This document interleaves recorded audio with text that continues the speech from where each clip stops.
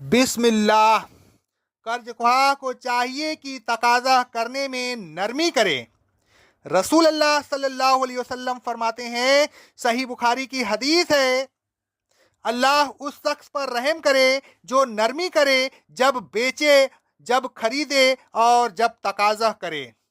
قرضدار کو چاہیے کہ مرتے وقت اتنا مال ضرور چھوڑے کہ جس سے اس کا قرضہ ادا ہو جائے۔ حضرت ابو ہریرہ رضی اللہ تعالیٰ عنہ کہتے ہیں، صحیح بخاری کی حدیث ہے، جب رسول اللہ صلی اللہ علیہ وسلم کے پاس کوئی میت لائی جاتی جس پر قرضہ ہوتا تو آپ دریافت فرماتے، کیا اس نے اتنا مال چھوڑا ہے جو قرضہ ادائیگی کرنے کے لیے کافی ہو؟ اگر آپ سے کہا جاتا کہ اس نے قرضہ کی ادائیگی کے لیے مال چھوڑا ہے تو آپ اس کی نماز جنازہ پڑھا دیتے، ورنہ مسلمین سے فرماتے کہ اپنے دوست پر تم ہی نماز پڑھو۔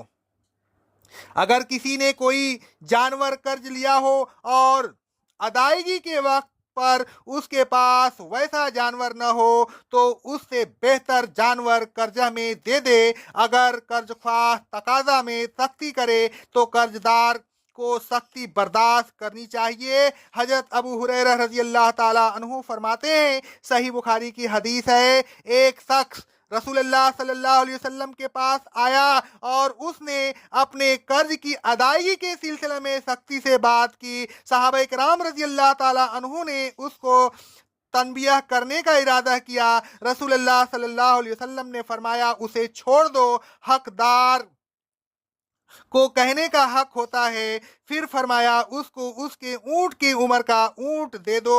صحابہ کرام رضی اللہ تعالیٰ عنہ نے کہا، اے اللہ کے رسول صلی اللہ علیہ وسلم، اس عمر کا اونٹ تو نہیں ملتا، البتہ اس سے بہتر اونٹ موجود ہے۔ آپ صلی اللہ علیہ وسلم نے فرمایا، وہی دے دو، تم میں سے بہتر وہ ہے جو قرضہ کی ادائیگی میں بہتر ہو۔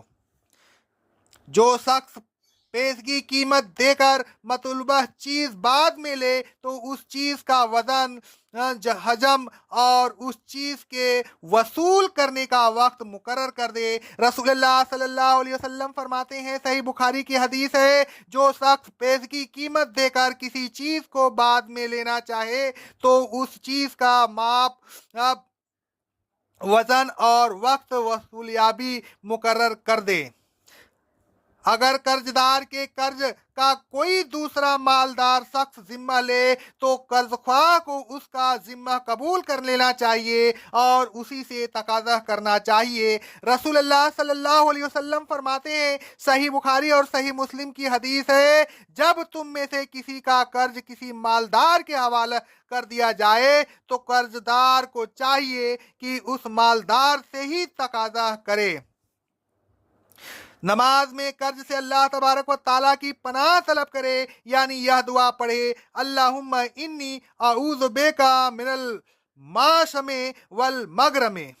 حضرت عائشہ صدیقہ طاہرہ مطہرہ رضی اللہ تعالیٰ عنہا فرماتی ہیں، صحیح بخاری کی حدیث ہے، رسول اللہ صلی اللہ علیہ وسلم نماز میں دعا کرتے تھے تو یہ دعا بھی پڑھا کرتے تھے، اے اللہ، میں گناہ اور قرض سے تیری پناہ طلب کرتا ہوں۔ ایک شخص نے پوچھا، اے اللہ کے رسول صلی اللہ علیہ وسلم، آپ قرض سے کتنی کثرت سے پناہ مانگتے ہیں؟ رسول اللہ صلی اللہ علیہ وسلم نے فرمایا، آدمی قرض دار ہوتا ہے تو جب بات کرتا ہے تو جھوٹ بولتا ہے اور جب وعدہ کرتا ہے تو وعدہ خلافی کرتا ہے۔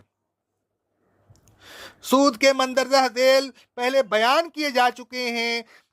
قرض خواہ زر اصل سے زیادہ ہرگز نہ لے، نہ سود مقرر اور نہ سود مرکب۔ جو سود باقی رہ گیا ہو توبہ کرتے وقت اسے بھی چھوڑ دے۔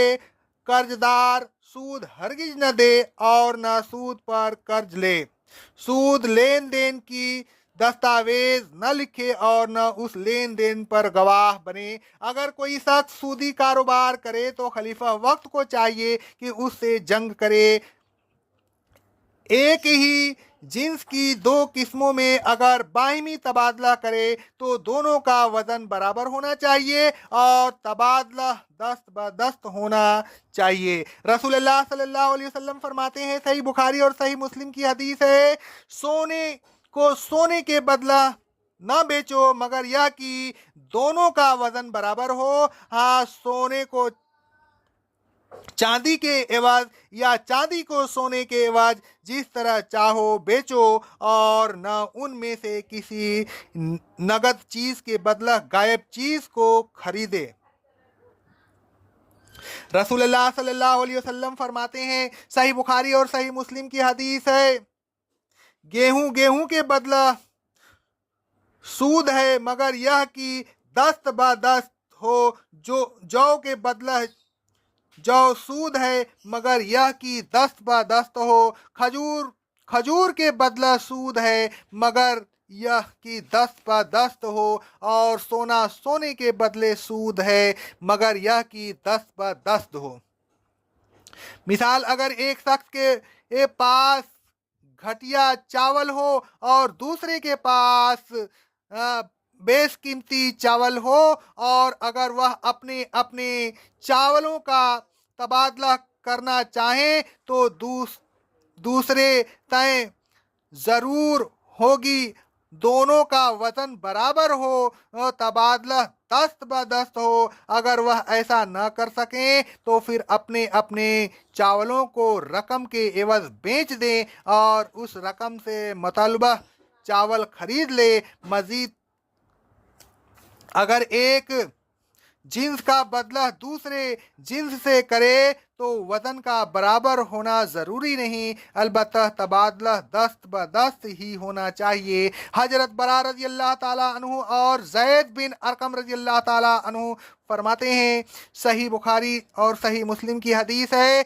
रसूलुल्लाह सल्लल्लाहु अलैहि वसल्लम ने सोने को चांदी के एवज कर्ज पर बेचने से मना फरमाया है। मंदरजा बाला अहादीस का मंशा यह है कि सोना बेचकर खरीदार के हवाला कर दिया जाए तो उसी वक्त उसी की कीमत की चांदी उससे वसूल की जाए। यह नहीं होना चाहिए कि चांदी बाद में किसी और वक्त वसूल की जाए। रहन के मंदरजा झेल आदाब पहले बयान किए जा चुके हैं। सफ़र हो या हज़र, अगर कातिब मुयसर न हो तो कर्जदार को चाहिए कि कर्जख्वाह के पास कोई चीज़ बतौर अमानत रहन रखवा दे। कर्जख्वाह को चाहिए कि अमानत में खयानत न करे।